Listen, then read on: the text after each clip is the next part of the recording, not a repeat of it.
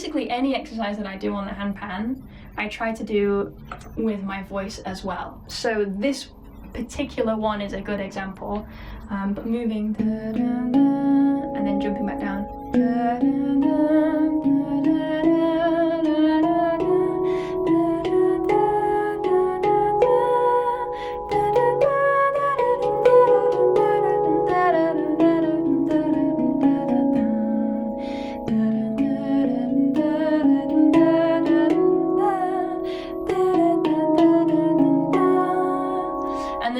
To jump around the instrument, especially if it's a new scale, to see if I can guess what the note's going to be.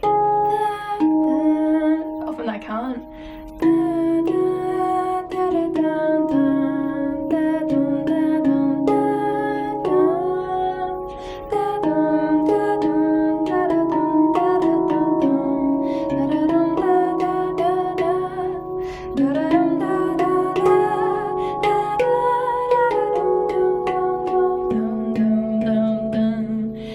Push myself to see if I can guess what the next note is.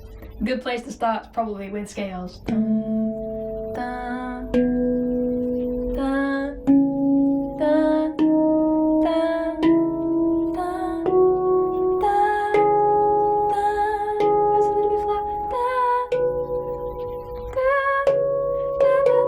Now, it's important to know that I'm not necessarily singing actual like scales, if you like you would see in a lot of vocal exercises where you'd sing like the major scale up and down, or you'd sing a certain chord up and down and arpeggiate it.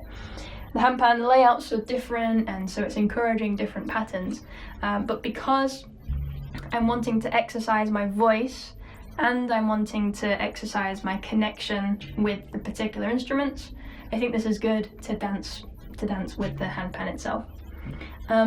One really important thing to note if you're just starting out singing and you want to sing and play is that it's good to think about your voice as an instrument and to remember that you can practice it like an instrument as well.